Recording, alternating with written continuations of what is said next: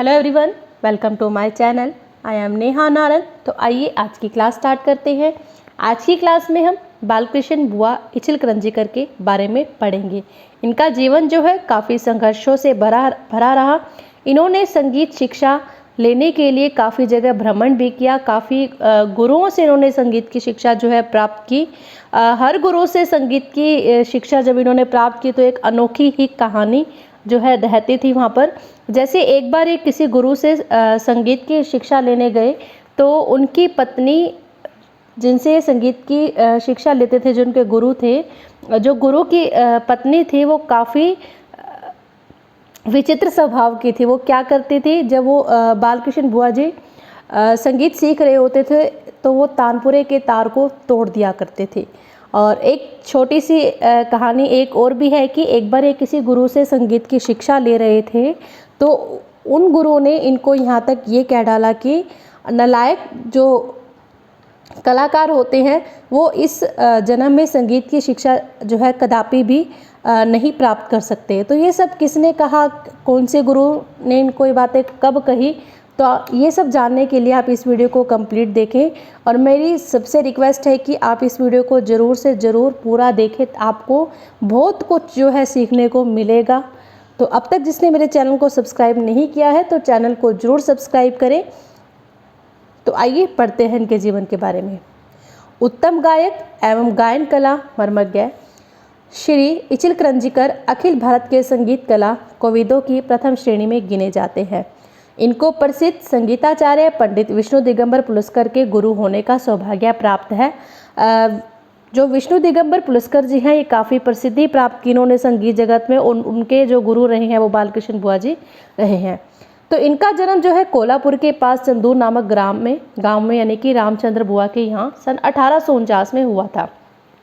इनके पिता स्वयं एक अच्छे गायक थे, अतः आपके पिता की प्रबल इच्छा थी कि इस बालक को संगीत की शिक्षा दी जाए। लेकिन इनकी जो माता जी थी वो इसके विरुद्ध थी, यानी कि इस बात का विरोध करती थी। वो विरोध करने का उनका कारण भी था उनकी माता का। उनका विचार था कि इतनी छोटी उम्र में इसे संगीत शिक्षा देना ठीक न होगा, क्योंकि उनकी माता का मानना था कि इतनी छोटी सी उम्र में बच्चे को संगीत शिक्षा देना ठीक नहीं है।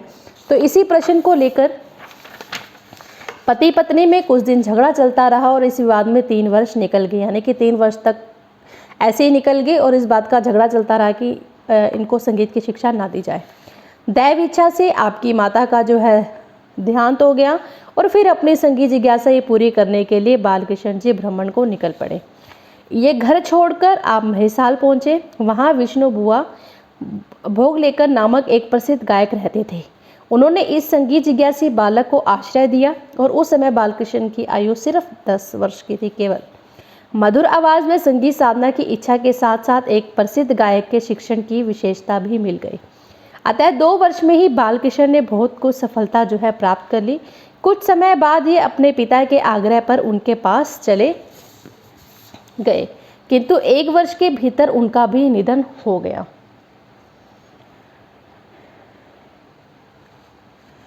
संस्थान के श्रीमंत सरकार उफले की बालकृष्ण पर कृपा दृष्टि थी। उन्होंने अनाथ बालकृष्ण को संस्थान में बुलवा लिया और वहाँ के स्टेट गायक अलीदत्त खां के पास इनकी संगीत शिक्षा का जो है प्रबंध कर दिया। किंतु खां साहब हमेशा ही अपनी धुन में मस्त रहते थे, अतः वहाँ पर भी आपको विशेष प्रगति न हो सकी। वहाँ पर भी ये संगीत की जो संगीत का ज्ञान है वो अच्छे तरीके से नहीं ले सके, संगीत में आगे नहीं बढ़ सके। इसके बाद आप कोल्हापुर गए। वहाँ के प्रख्यात गायक भाऊ बुआ कागवाडकर की सेवा करके इन्होंने संगीत सीखने का जो है प्रयत्न किया। बालकृष्ण अपने गुरु जी का छोटे से छोटा कार्य भी करते थे। एक दिन चिल्लम भरने में कुछ देरी हो जाने पर गुरु जी इनसे रुष्ट हो गए, नाराज हो गए और बोले कि तुम जैसे नालायकों को इस जन्म में संगीत विद्या कदापि नहीं आ सकती। तेजस्वी बालक को इस बात से धक्का लगा, किंतु इससे विचलित न होकर बालकृष्ण बुआ ने तत्काल जवाब भी दिया और ये था कि इनका जवाब, ठीक है गुरुजी, अब मैं इस विद्या में प्रवीण हुए बिना आपको मुंह भी नहीं दिखाऊंगा। बहुत बड़ी बात की। और कोल्हापुर से भी बालकृष्ण जी चल दिए और सांगली पहुँचे। इसके सांगली के बाद भी काफ़ी जगह और भी गए, 2-3 जगह इन्होंने और भी भ्रमण किया, लेकिन किंतु कहीं भी इनको अपने ध्येय की पूर्ति के साधन उपलब्ध नहीं हुए। फिर भी इन्होंने अपना धैर्य को नहीं छोड़ा, धैर्य रखा और अपना भ्रमण जारी रखा। जारी रखते हुए ओन नासिक घूमते हुए लौटकर धार के देवजी बुआ के पास पहुँचे। वहाँ इनकी संगीत शिक्षा की व्यवस्था हो गई। देवजी बुआ अच्छे ध्रुपदीय थे, यानी कि बहुत अच्छा ध्रुपद गाते थे। हद्दू खां, हस्सू खां से इन्होंने ख्याल की तालीम पाई थी। अतः वे ध्रुपद, धमार, ख्याल और टप्पा इन चारों ही अंगों के कलावंत थे। इस प्रकार देवजी बुआ के यहाँ बालकृष्ण की संगीत शिक्षा आरंभ हो गई। भोजन बनाना, पानी भरना, बर्तन धोना, कपड़े धोना, लकड़ी काट कर लाना इत्यादि कार्य भी इनको करने पड़ते थे। संगीत साधना के लिए ये सभी कार्य आप आनंदपूर्वक करने लगे। इनकी संगीत साधना की तीव्र उत्कंठा एवं गुरु सेवा ने देवजी बुआ को शीघ्र ही आकर्षित कर लिया, लेकिन इनके गुरु की पत्नी बड़ी विकट थी या विचित्र थी। वे तालीम शुरू होते ही कभी कभी कमरे में घुसकर तानपुरे के तार को तोड़ डालती थी अथवा पतिदेव का मुंह अपना हाथ रखकर बंद कर देती थी। इससे तंग आकर गुरुजी ने अपने शिष्य को बाहर घुमाने ले जाते और वहाँ पर चलते चलते इनको शिक्षा भी देते रहते। किंतु यह गाड़ी अधिक समय तक न चली और गुरु पत्नी का स्वभाव भी नहीं बदला। अतः कुछ दिनों में ही बालकृष्ण को यह घर भी छोड़ना पड़ा। संगीत तपस्या के लिए इन्होंने संकल्प कर लिया और वहाँ से ग्वालियर को रवाना हो गए। यहाँ पर वासुदेव राव जोशी के पास पहुंचकर गाना सिखाने की प्रार्थना की, किंतु गाना सीखने की प्रार्थना की, किंतु यहाँ भी इनको सफलता नहीं मिली।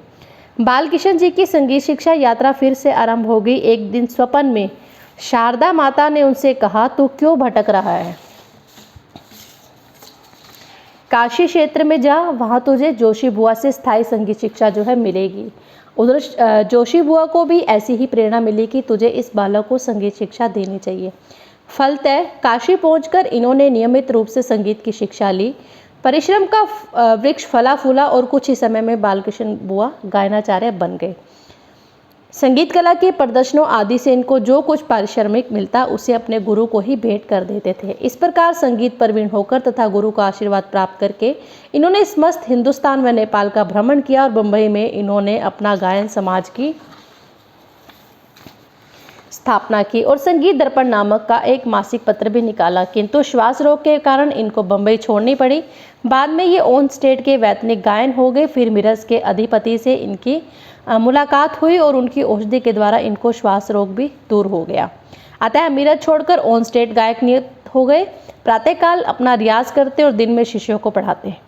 इस प्रकार ओन में काफ़ी अधिक शिष्य हो गए। पंडित विष्णु दिगंबर पुरस्कार, प्रोफेसर अनंत मनोहर जोशी, नीलकंठ भुआ जंगम, वामन राव चाफेकर, प्रोफेसर यशवंत सदाशिव मिराशी, बुआ राव दत्तोपंत इत्यादि प्रसिद्ध कलाकार इनके ही शिष्य थे। इनके अतिरिक्त इनके पुत्र अन्ना बुआ को भी इन्होंने संगीत की शिक्षा दी।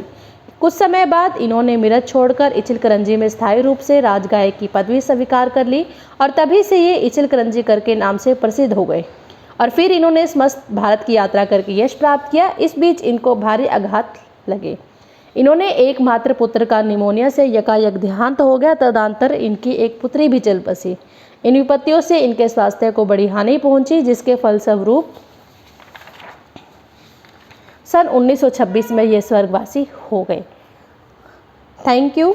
अगर आपने मेरे चैनल को सब्सक्राइब नहीं किया है तो चैनल को ज़रूर सब्सक्राइब करें और बेल आइकन का बटन ज़रूर दबाएं ताकि आपको समय समय पर म्यूज़िक से संबंधित जानकारी मिलती रहे। और इसके अलावा आपको ये वीडियो कैसा लगा कमेंट करके ज़रूर बताएं। Thank you.